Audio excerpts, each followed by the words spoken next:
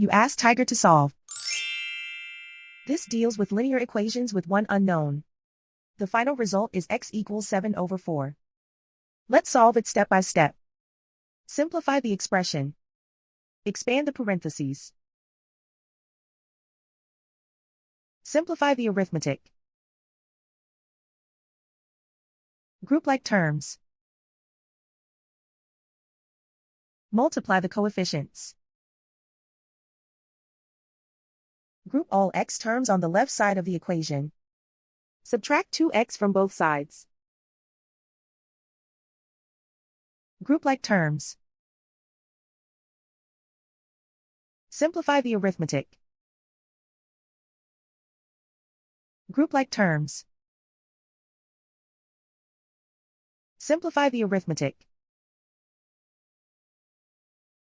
Group all constants on the right side of the equation. Subtract 6 from both sides. Simplify the arithmetic.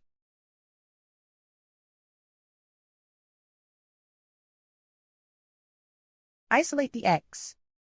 Divide both sides by -4. Cancel out the negatives. Simplify the fraction. Cancel out the negatives. And so the final result is x equals 7/4.